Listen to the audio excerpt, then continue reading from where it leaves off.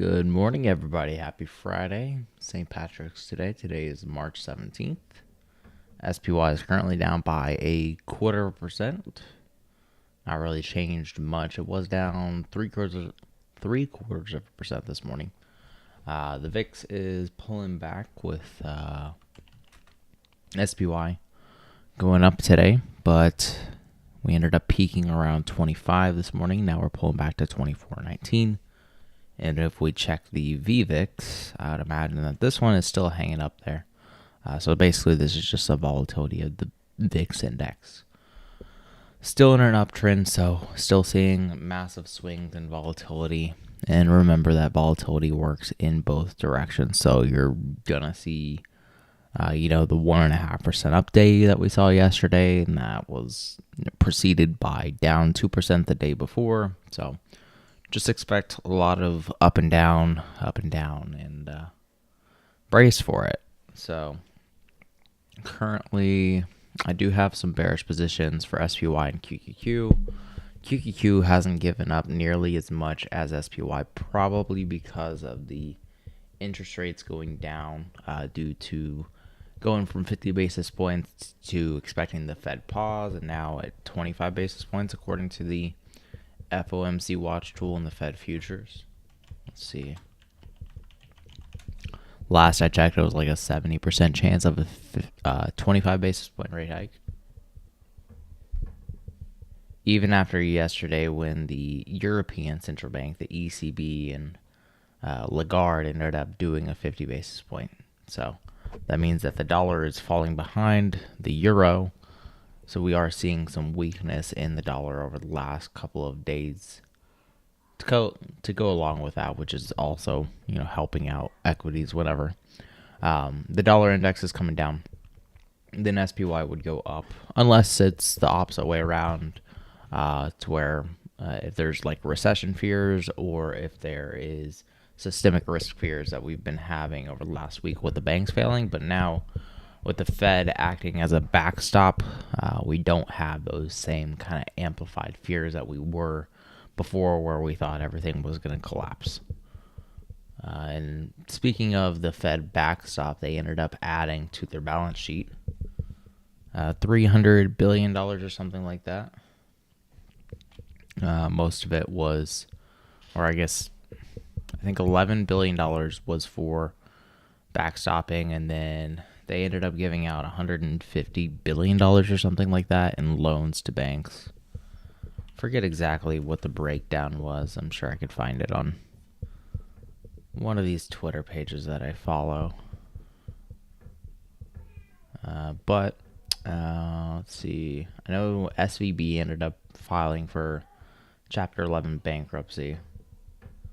So that's the big news for the banks this morning. And if you're looking at what's it called, KRE, the regional bank ETF is down by another 3% this morning.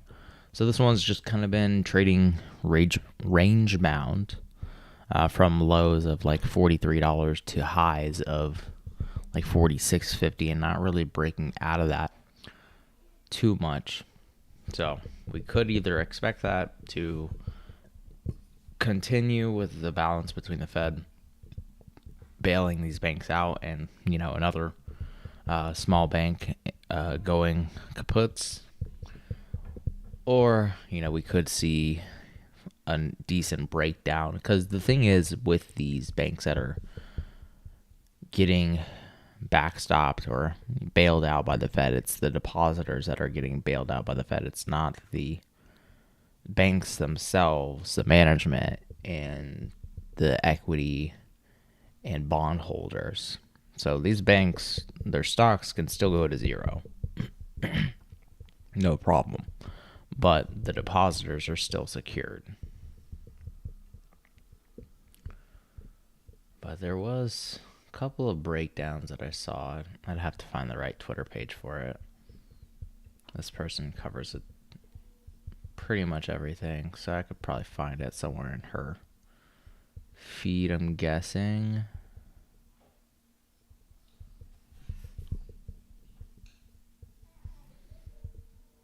I'm trying to find the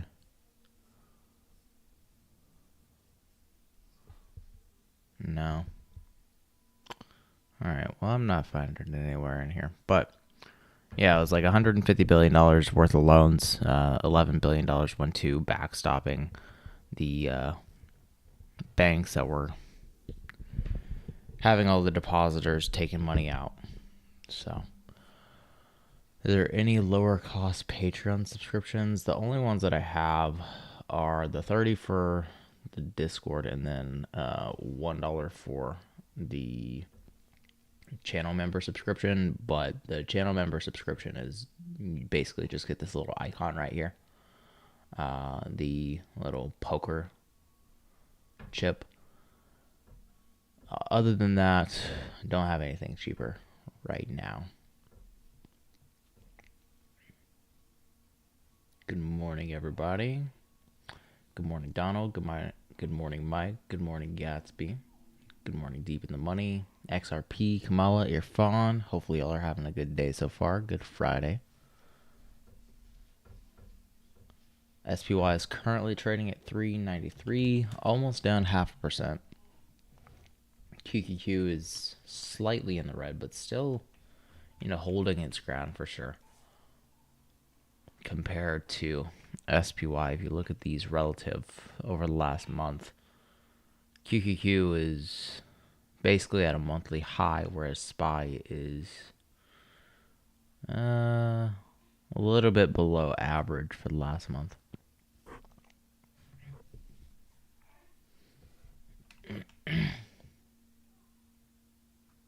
And then the Dow is probably the worst of all of them, just because this is filled with more banks than QQQ is obviously all tech. And SPY is more weighted toward tech just because it's market cap weighted. But the Dow is basically at the lows, whereas SPY is in the middle, and then QQQ is at the highs. And then let's check out IWM. IWM is actually trading pretty low too. So this is a risk on, risk off indicator.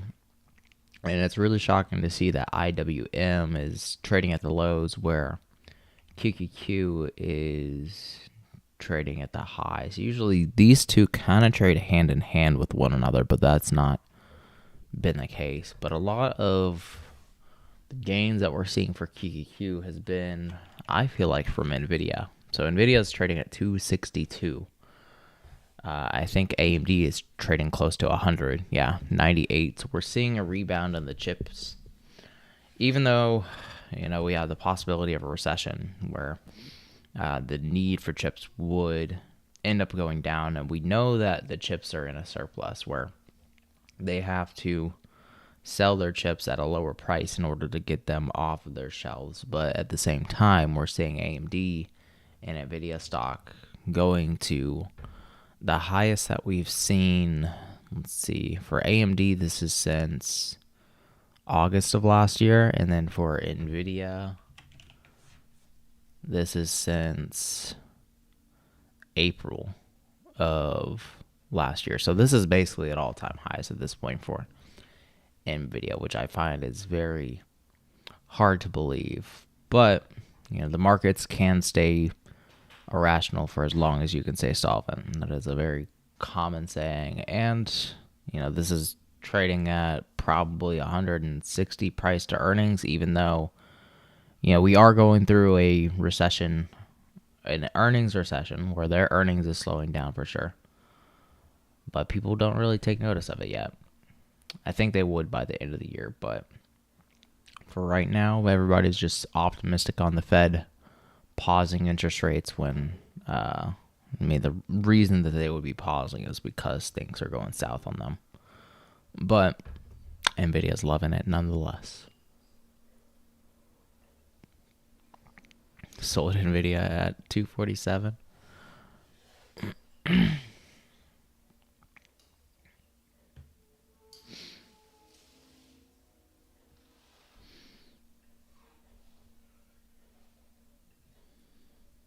The VIX is still at 2360, so it's up there, but it's not, extreme like we were seeing a couple days ago when it was at 30.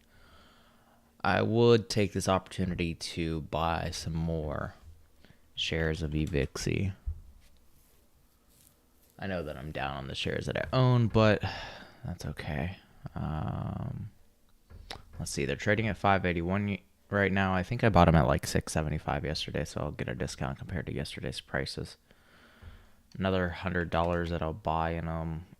It's up 3.7%. The VIX is up 2.3%, so that makes sense. It's supposed to be up 1.5 times whatever the VIX does. But yeah, bought another 17 shares. So now I should have a total of 428. And I'm going to keep doing this until the Fed meeting on the 22nd, because I think that the Fed is going to keep their guidance for the year end on where interest rates are going to go at the peak. I think it's going to be 5.5, either 5.25 to 5.5, which is what they did last time, or 5.5 to 5.75, which is higher than what they did. And I think it's more reasonable to expect that 5.5 to 5.75, just given that inflation is still at 6%. I think that they need to get the funds rate above the inflation rate. And in order to do that, they would just have to keep guiding up towards the end of the year. But we also do have, an incompetent Fed where, they're just going to take it as slow as they can, which is going to end up doing more damage than not. But, that's Jerome Powell and the Fed for you. It's not like they really care. It's not like inflation really matters to them too much. Just bought 100 worth of EVIXI.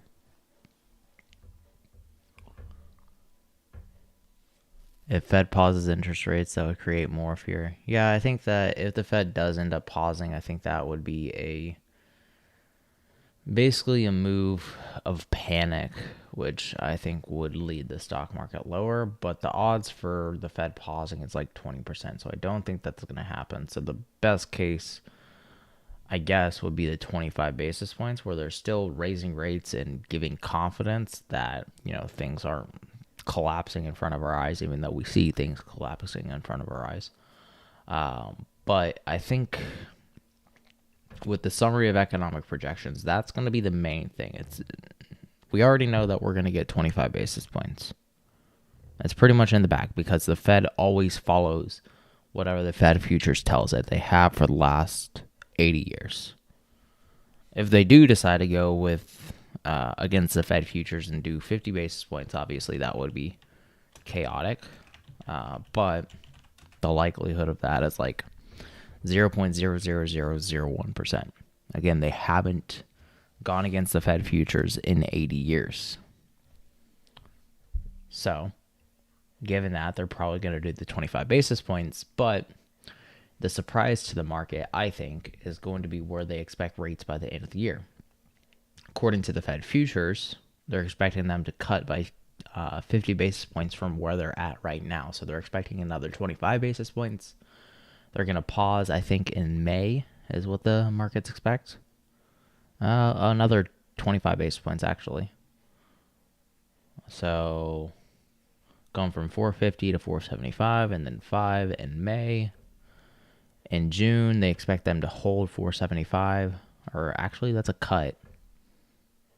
It's a really weird pattern, but so a raise, a cut in June, another cut in July, another cut in September, hold in November, and then another cut in December is what the Fed futures are expecting. I think, though, that the Fed is going to guide for higher rates, again, 5.25 to 5.5% at least, if not 5.5 to 5.75. And if the markets are expecting 4 to 4.25, that is 125 or 150 basis point difference, which means that interest rates are going to explode higher, which would end up in the markets coming down. Do I think that crypto is a future? I think that crypto is a solution to the issues that we have in our traditional banking system. But, there's also issues with crypto too, with the fees and stuff that you have to pay in order to transfer. I've always found that kind of rough. Like, I was paying somebody with crypto the other day. He had to pay like $30 to transfer, what was it, $100 worth of USDC into Ethereum, which is ridiculous.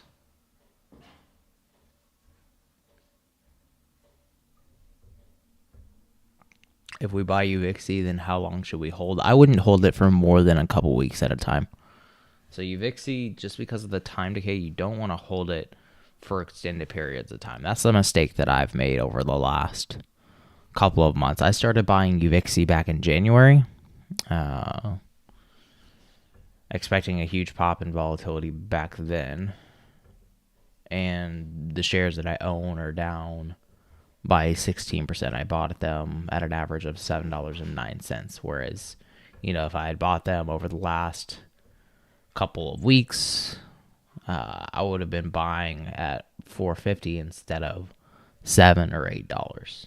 So that time decay really eats away at the value for UVixy because it is a leverage asset. They get their leverage from, I think, short-term futures, which they have that theta decay just like regular options do. But, yeah. 10-year yield is down 3.85% to 3.45 today.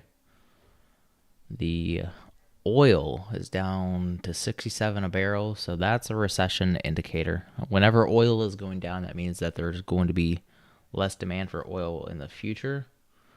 So if that's the case, then that would be a recession indicator if oil prices are coming down.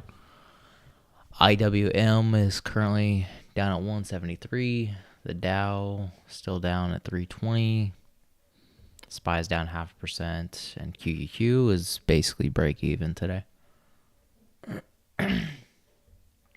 Gold is actually up again, 181. That's pretty typical whenever you see the dollar falling, so not really too shocking there. I did end up closing out of my gold leaps that I had. Unfortunate, but still made $200 of profit for it, so can't really complain too much. And then I have this FedEx call debit spread that I opened for their earnings, which was yesterday after hours, which if you go to my last video on Sunday, this is what I posted. If they end up beating earnings and they beat revenue, then they should be above $205. Currently, they're trading at $222, up 9% from yesterday's close after the earnings. Currently up by 115. I kind of wish that I had put more down on this trade than I did. But with the markets, being haywire over the last couple of weeks, I didn't really want to put too much risk on the table here. But I do want to take profits here. Let's see what price I can get out at. It's quoting me for 223. We're going to have to go to Aries to get a better bid-ask spread. And this one expires next week, so there's still, a week until expiry, which makes the spread on these a lot wider, but Aries should give us a better price. Looks like FRC is down 17% today. First Republic, it's one of the banks that's having a bank run on them. They ended up getting bailed out by a bunch of the big banks, JP Morgan, forget which other ones, but they got like $30 billion worth of deposits from major banks as a vote of confidence. But apparently that's not enough to stop their stock from sinking, down 17% today. So, but let's see, the strike prices I chose were 195, 197.50. I need to load more strike prices on here. It's always a good feeling to be that deep in the money. But 195, 197.50. It's quoting me for 225 and then 235 of the ask. I could get out. Let's see. That's another $20 that I could have out of FedEx.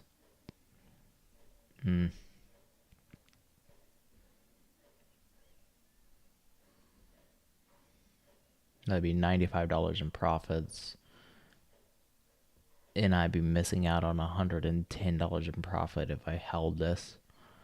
And it is, 10% higher than the strike prices that I chose. So I'm not too worried about this trade going south on me. Don't really need the cash of, the $230. Maybe I'll do it later today, but I don't think that it's really worth closing for $20 short of max profit. 15 I'd be okay with, but 20, let's see. Let's try 235. You want to get a credit out of it since I'm exiting a debit spread, and I actually got filled at 235. Okay. So I did miss out on another $15 profit if FedEx held 197.50, which is probably going to happen by the end of next week, but rather get my profits.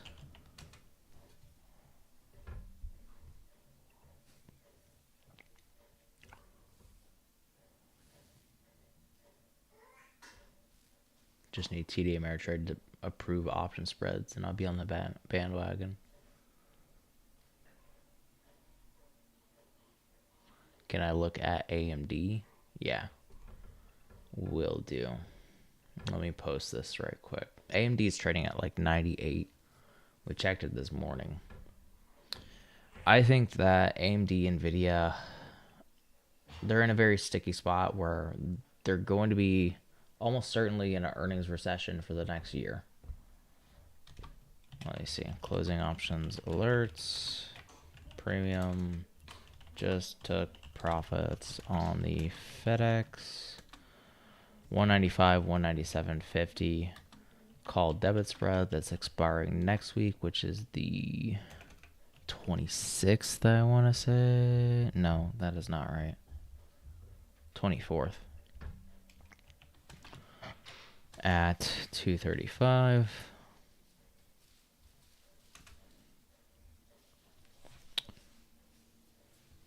And I originally opened that at like 135 or something like that. Let's see, 197 and a half. Okay. Originally opened at 135. So for me, that was 100 profit.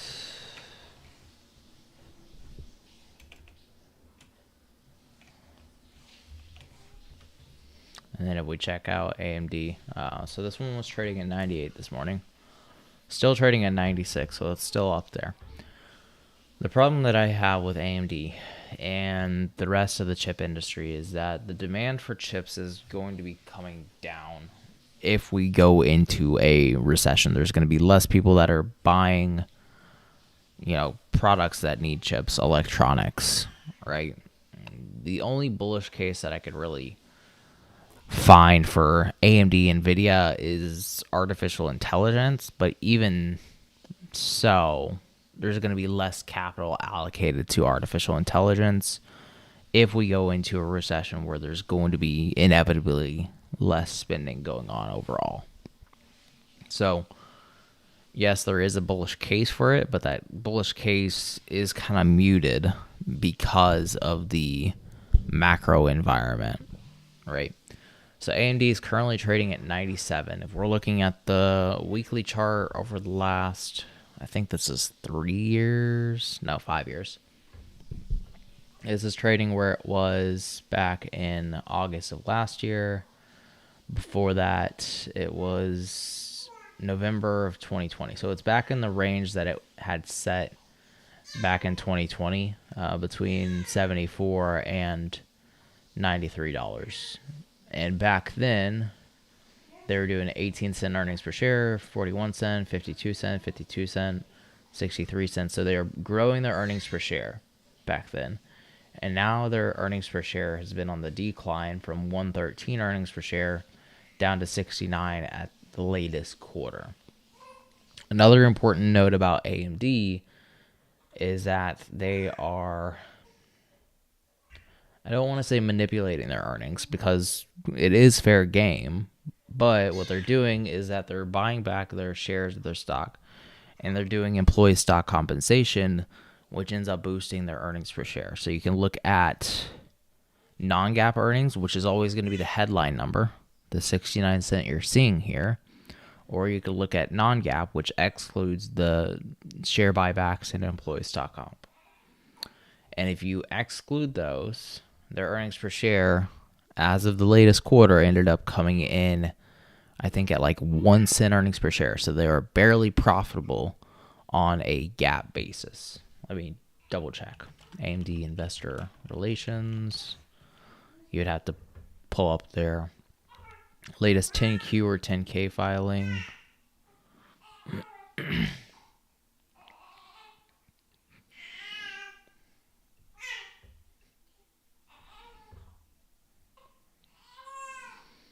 And their earnings per share, again, on a GAAP basis, was 1 cent compared to a year ago. This was 80 cents. So their year-over-year earnings per share was down 99%. And then on a non-GAAP basis, their earnings per share was down just 25%. So they're using a lot of their cash right now to buy up their shares and doing a lot of employee stock compensation, which is boosting their earnings per share.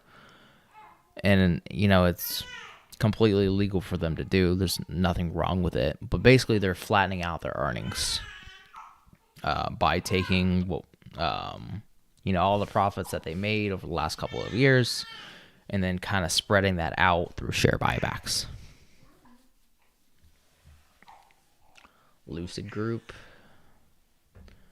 Let's see. Is the market priced in for 25 basis points? Yes. Let's see. Right now, the odds for 25 basis points was like 70%. So the market's already expecting the 25 basis points. But what the markets aren't expecting is the Fed futures to adjust to the summary of economic projections.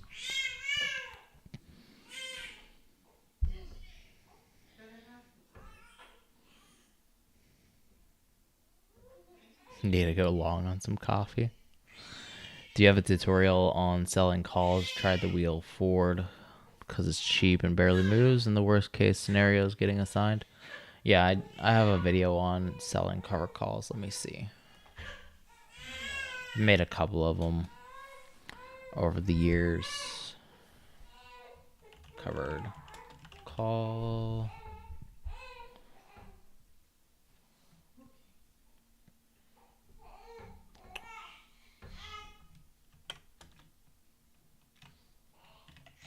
Al-Qaeda. There we go. Boomer parents love the new Lucid. Yeah, I can look at Lucid. Lucids are expensive. Aren't they like $100,000 or more? Like, most people aren't going to be able to afford that, especially in a recession, especially with the tech layoffs. I think that's pretty troubling for Lucid, but currently trading at 774. The lowest point that they've been was 609, so they're not too far off of their all-time lows.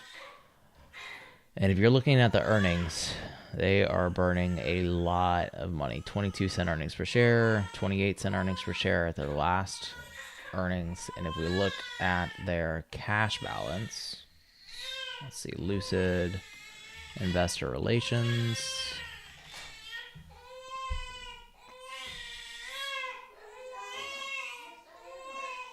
Yeah, their cars are stupid expensive.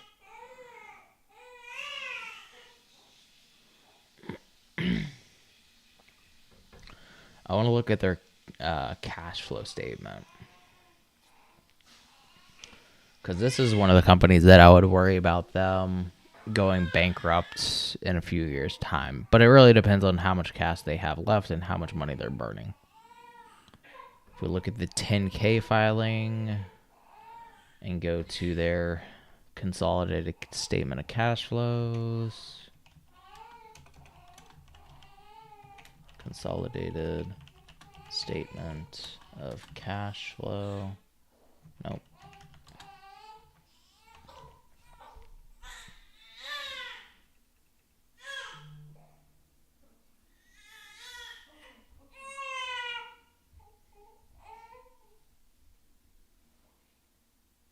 All right, cash flow used in operating activities.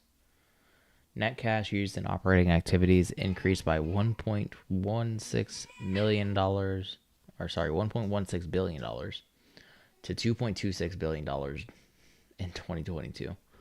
So they doubled their burn rate, basically. Why don't they list this as... Oh, that's annoying.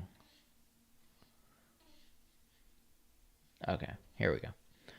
So in operating activities, they ended up using $2.2 billion. In investing activities, they ended up using $3.6 billion. In financing activities, they ended up making $1.3 billion. So their net decrease in their cash position was $4.6 billion almost over the last year. Now you want to look at their cash balance at the beginning and end of the period if they have it. There we go. At the beginning of the period, they had $6.3 billion, and at the end of this period, they had $1.7 billion in cash. And for the year, they ended up, it was $2 billion that they ended up spending, but their net loss was $1.3 billion. So this means that they have like a year and a half worth of cash left. So there's a reason why they're trading so close to their all-time lows, and that would be the reason as to why. Because people are worried that they're going to run out of cash, they're going to go bankrupt. They can always borrow money, but at the high interest rates that we have now, it's going to be more expensive to service that debt, which is going to negatively impact their earnings. So for me, Lucid would be a no-go. I prefer companies that are making cash, and I prefer companies that have a lot of cash already.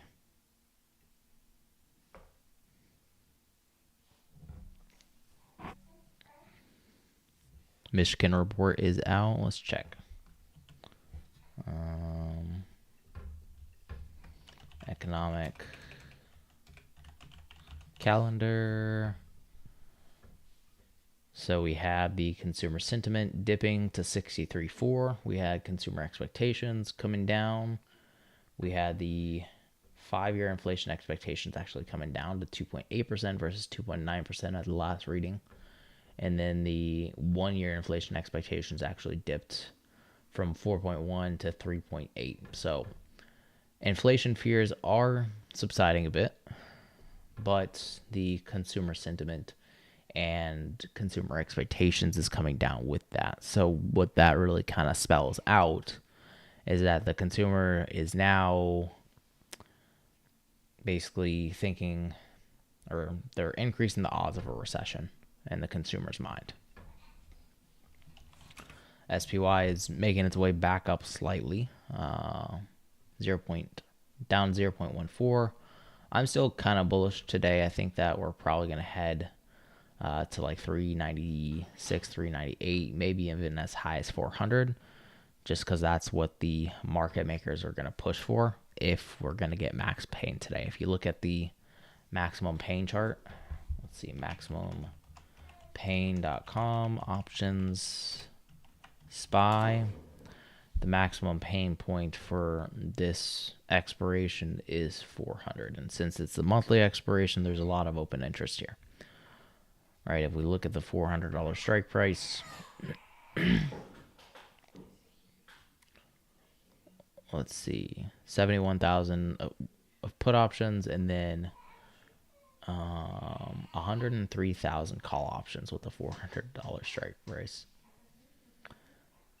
So that's where the highest open interest is. So if the market makers want to inflict the maximum amount of damage or the max pain, then they would push for that $400 strike price. And that's still up, $6 from where we're at right now, 1.5%, which has been in the cards. Yesterday we were up 1.5%, so it wouldn't really surprise me much if we did end up going up.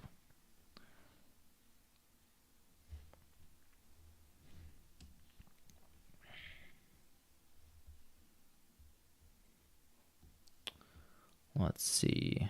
So SPY.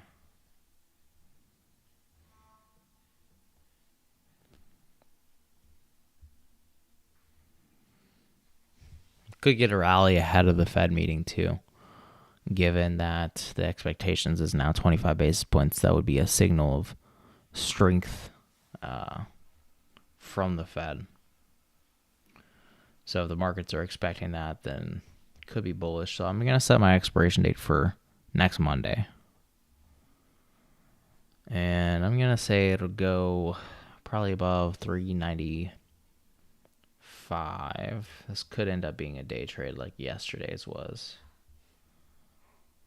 They're going for 52 right now, so it's kind of expensive. Usually I like to pick these up in the 30s. And if I want to get one that's in the 30s, I have to go with the 398 strike price, which not a huge fan of going that high. Yeah, but that one is 32 cents. Let's see. If we're assuming it'll go to 397, we're paying 39. If we get a little bit of a dip, I might go with the 396 strike price, but I feel like 397 is a bit too high.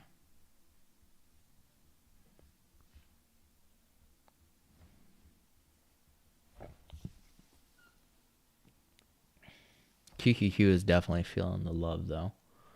Up another 0.5% to 308 right now. VIX is pulling back a little bit, 2360 at the moment. Somebody in the Discord asked me what I expect of VIXy after the Fed meeting. My expectations is that we would hit probably at least a 30 handle, and probably like 32 to 35. So right now it's trading at 23. So if we expect this to go, say, to 33 over 24, I guess, that would be a 37% increase for VIX. I would probably say that UVIXY would do the same just because that 1.5 leverage seems to have been broken the last couple of weeks. So if we expect UVIXY to go up, say, 37% from where it's at right now at roughly $6, I think. Let me see. 582 times 1.35. I would expect it to be like $7.80 roughly.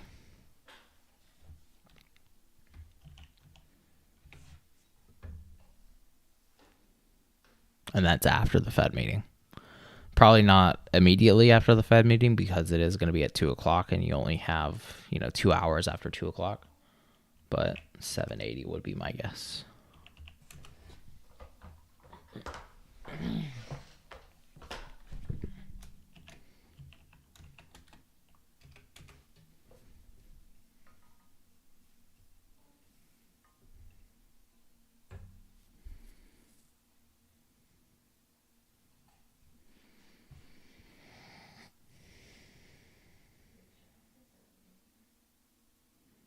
Loading on the skews.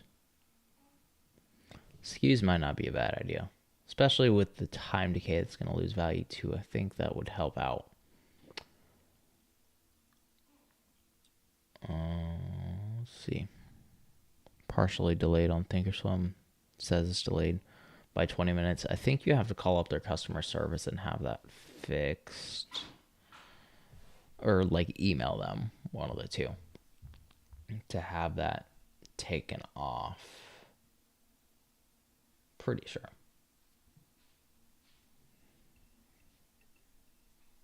Let's see. How to get real-time thinkorswim.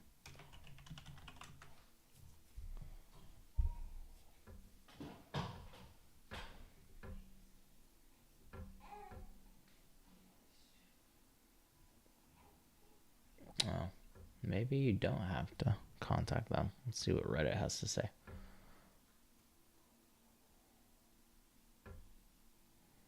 My profile, general exchange agreements. Oh, so you have to read a few agreements and then agree to the agreements. And then you get real-time data. So I'll link this page.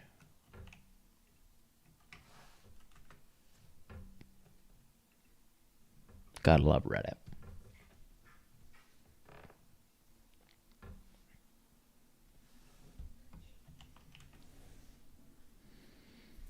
All right, we're pulling back, but I still think that we're going to be bullish with that maximum pain point at 400 today.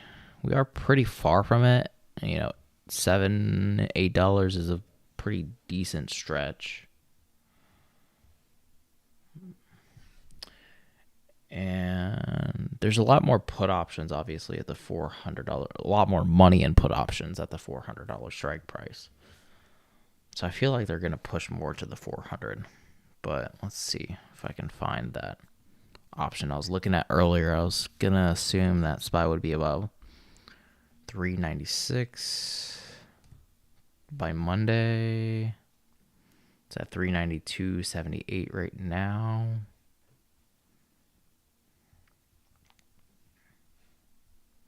That's still going for 39, so it really hasn't even changed since I was looking at it earlier. That's a bunch of baloney.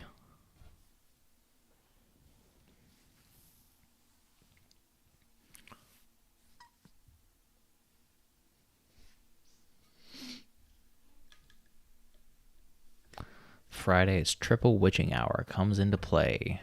Traders brace for volatility as derivatives worth $2.7 trillion expire. So there's $2.7 trillion worth of options that are expiring today. So yeah, you're definitely going to get a lot of volatility today. So that's why you saw today's title, Friday's Volatility.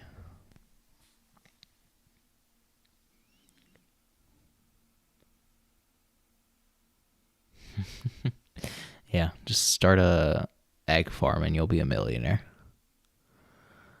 What's my edge to be profitable month by month? I would say this month has been trying to get away from zero data expiration options. They've not been in my favor according to the last few months of data, and just tracking my options and looking at the data, I would say, has been extremely helpful. Like the spreadsheet that I have is super detailed and telling me exactly what, I can do better in order to be profitable. If you look at the last few months, I ended up losing, I think, $500 in January. So that one, I didn't end up being profitable. I ended up losing $643 from day trading, where I took 27 day trades, and then I ended up losing $318 worth of swing trades, where I took the same amount of swing trades. February, I ended up making $116 from day trades and $912 from swing trades. And then for March, so far, I've lost $600 from day trades and then $343 in profits from swing trading. So I think that the obvious cue from this is to stop doing zero data expirations.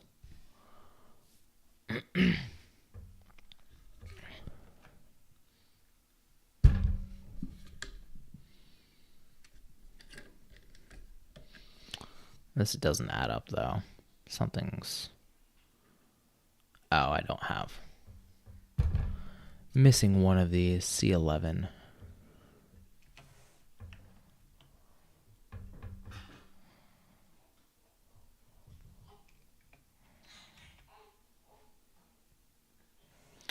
All right, something in the formula is broken.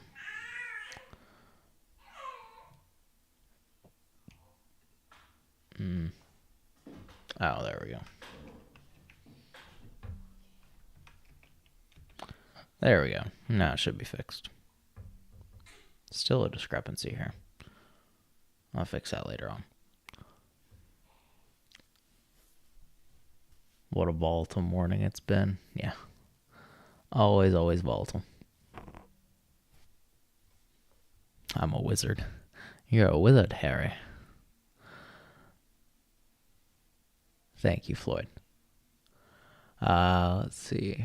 Can I explain Max Payne? So Max Payne is the third Friday of each month is the monthly expiration, right? So a lot of people buy into the monthly expirations just because they've been around a lot longer than the weekly expirations, and especially the new zero date expiration options. So because, of the legacy of the monthly options, more people are buying into them. And it just gives you more time for the option to play out the way that you think, right? If you give yourself a month till expiration for SPY to go up, it's more likely that SPY is going to go up in that time frame than, over the next, 5 hours until the market ends, right? So you're buying yourself more time with these options. There's more people that are buying these options. So since there's more people buying these options, the market makers have to sell these options to you. All right, they're selling calls or selling puts, which means that they have to have enough collateral in order to cover that. Whenever you sell a call, you have to have 100 shares of the stock. So the market maker needs to buy 100 shares of the stock. And then for puts, they need to sell 100 shares of the stock, right? But they don't want to have all this collateral tied up.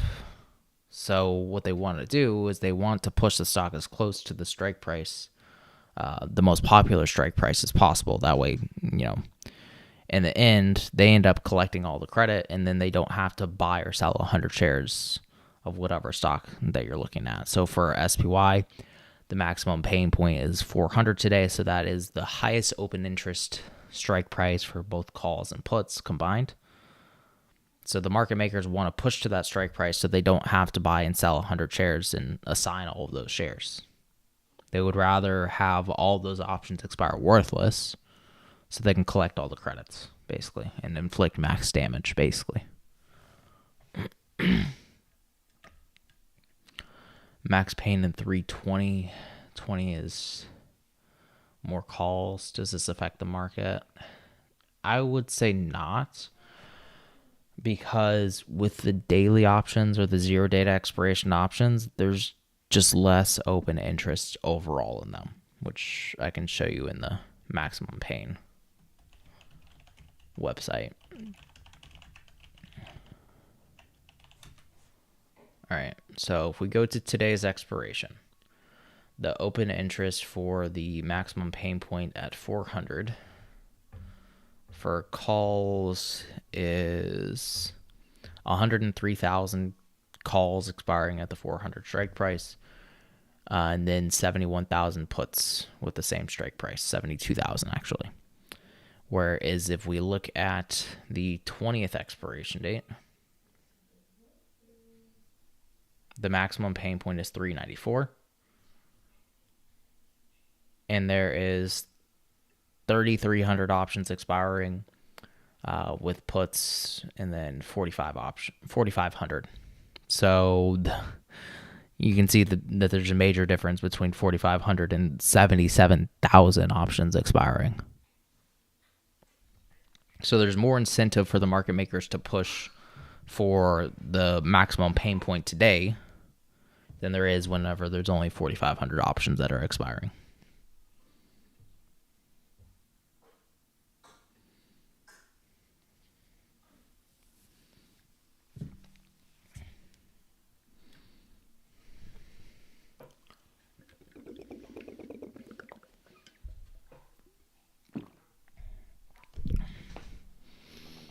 All right, SPY's down to 392.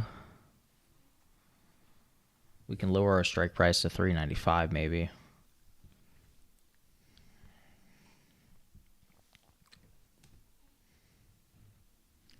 With a call debit spread for SPY.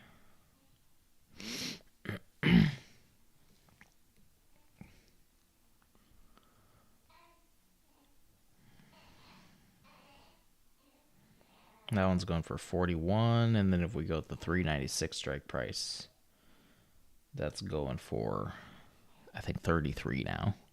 So that's getting pretty cheap.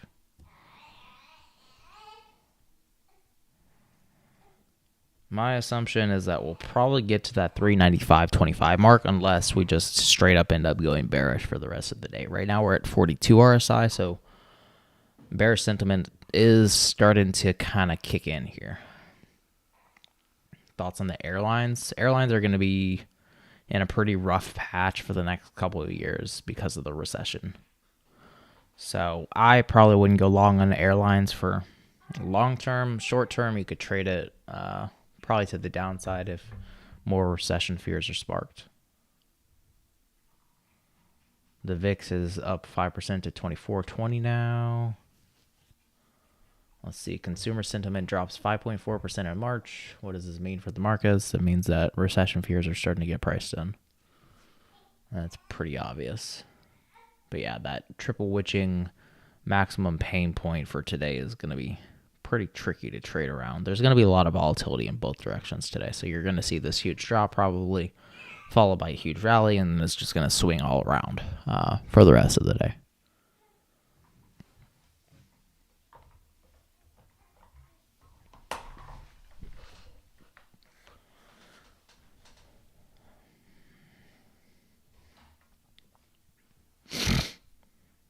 Especially on a day like today. If we go with today's expiration, I don't like doing 0 data expirations again just because they haven't been very good for me. It's going for 25 cents, whereas if we extend the expiration date to the 20th on Monday, it's an extra 15 cents a contract. That's insane.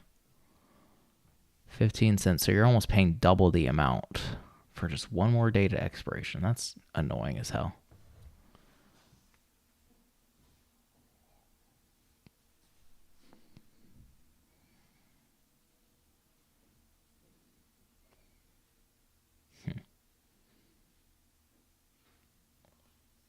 I really want to get it for like 35, 36 if we can, but doesn't look like that'll be the case unless SPY ends up coming down to like 390 or something like that. That's what it's looking like.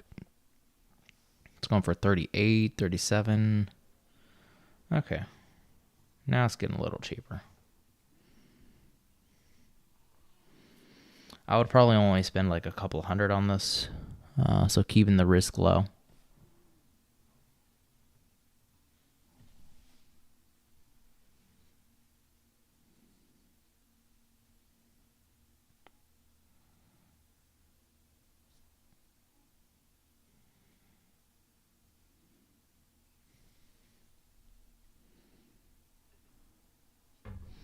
We might be even able to get it closer to 389.75, that next support level.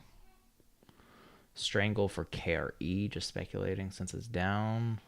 Let's see, KRE, I would just take the downside. I wouldn't even want to trade the upside for it. If anything, I would probably just do a call credit spread like I did before with the $50 strike price. But I would probably want to wait until it's trading closer to like $44.50 or $45. So give it some time and then take a call credit spread. I think that would work for you. I wouldn't want to trade the upside for KRE though.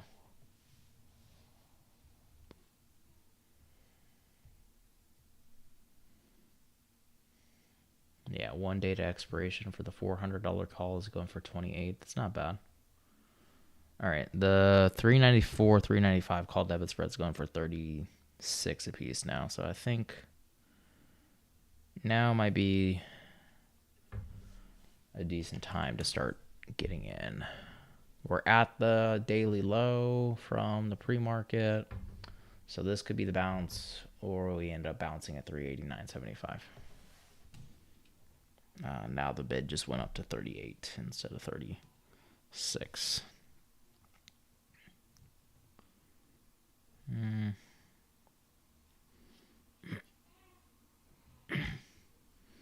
All right. Place the order for them. Haven't got. There we go. Just got in.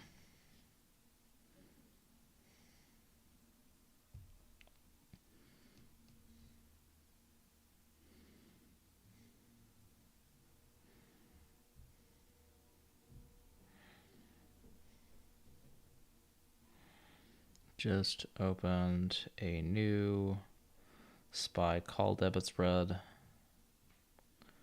expiring on the 20th.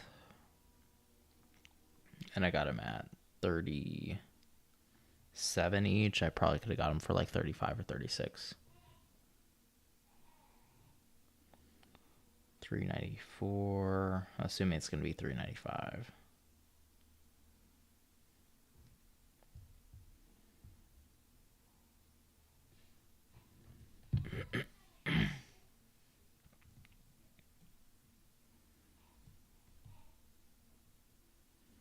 So I spent a total of $185. So a little risk here.